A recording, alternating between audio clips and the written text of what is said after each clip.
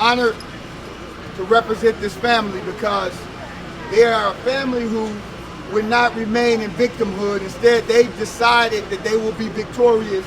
And this community, this diverse community of organizers from the church, from hip hop, from organizations that have never marched before to organizations who always march, they're all here today.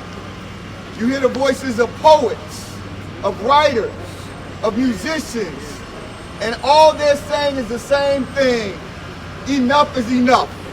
We've heard from our elders, we've heard from former city councilmen, we've heard from people who work every day in the service of our people to uplift our people in a way that this should never have happened. And so we thank the people, and we claim the victory of having that video released because of all of the people here. We got students here from the Atlanta University Center, from Georgia State, from Emory, who've been marching with this family, who've been supporting this family. And so we're clear that this is a people's movement. Yeah. So I know they like to blame it on me. That's all right. They like to say he's always rebel rousing. That's okay. This is a people's movement that they will not stop.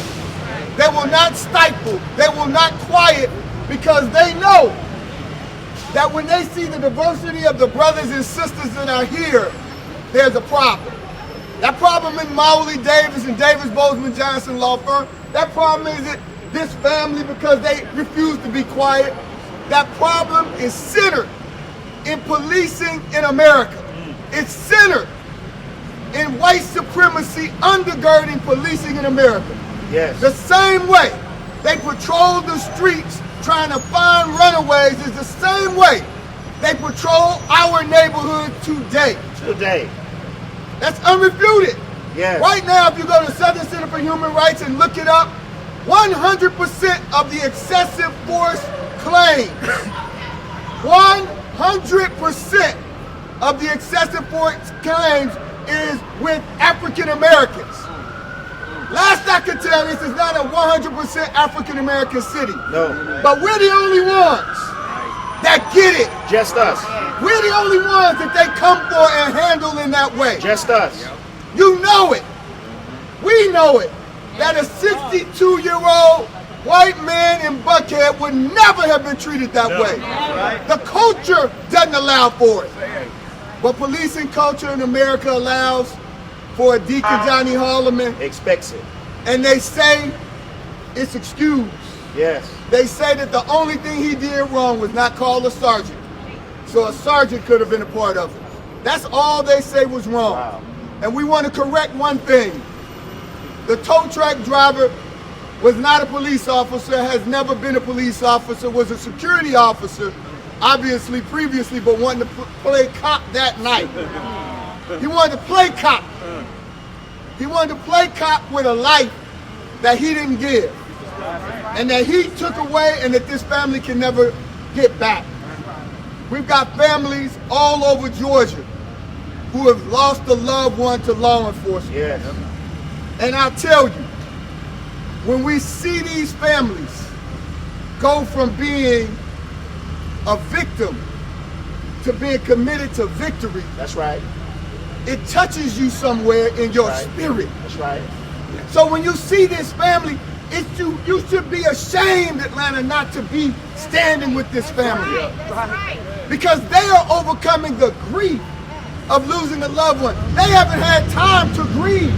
But here they are at every march, at every protest.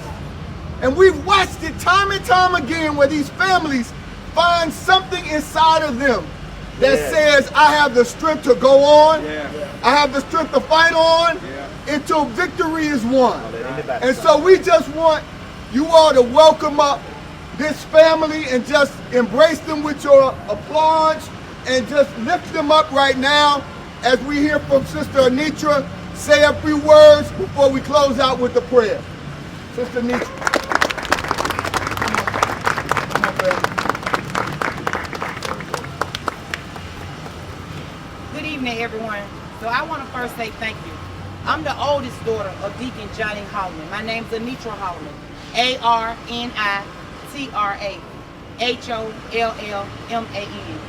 What happened to our father on August the 10th was a tragedy. It's gut-wrenching to watch that video. But you got to be clear about something. See, this was our father. And I know people keep talking about the narrative and people keep saying, I've even heard the comments, well, the officer asked him to sign a ticket. Yes, the officer asked him to sign a ticket, but not one time did he refuse to sign a ticket. When have it become okay for us to be in a minor traffic accident and it becomes our death sentence? When has it become okay for these young people to disrespect our elders? When is it okay for another black person to kill another black person? And not only was it one, it was two. And this tow truck driver looked at him as if he could be the same age as my father. When has it been okay for us to sit around and not do nothing for our own people as we watch them being killed on the streets of Atlanta? Tell me, when is it okay? When you watch that video, as I said before, how did it make you feel? Put your face on my daddy's face. Put your family member on his face. Put your daddy there or your granddaddy there, and you tell me how it make you feel. Every time we watch that video, it takes something from us. A piece of us has already left, and it left on August the 10th. That's something we can't get back. What Kyra Kimbrough did to our father and what this tow truck driver, Eric Robinson, did to our father, that's something that they can't give us back, which is our daddy. He took that from us.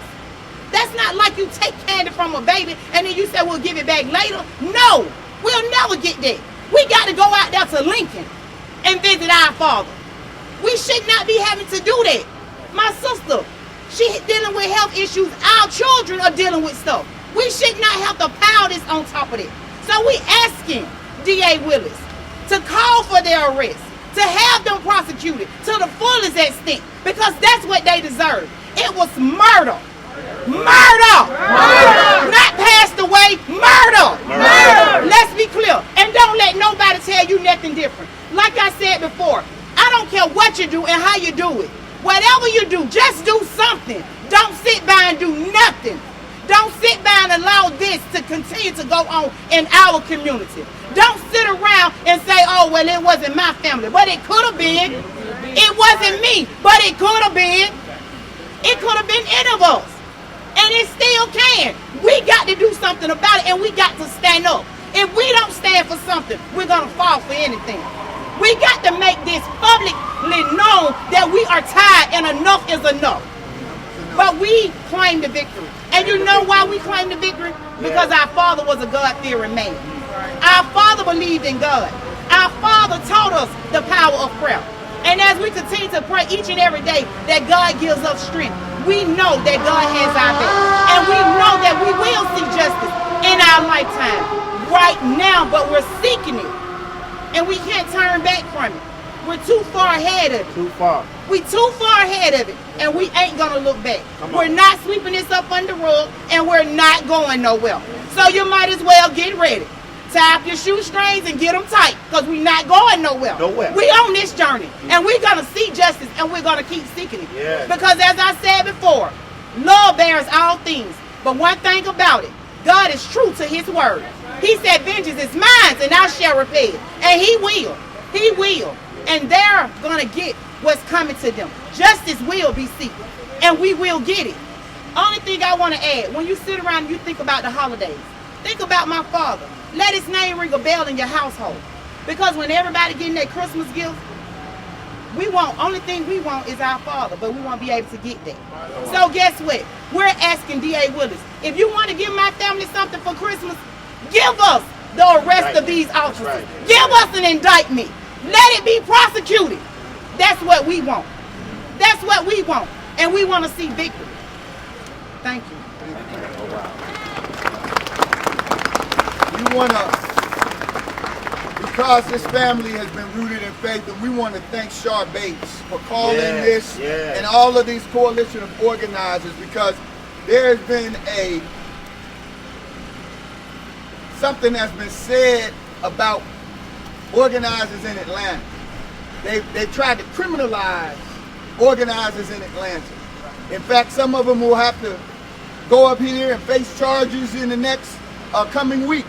RICO charges over goose sticks. But what we want is to be clear that what you all see right now for Deacon Johnny Hollman is a coalition of men and women who've committed themselves to justice, not just for Deacon Hollman, but because they want to bring an end to the way policing is done.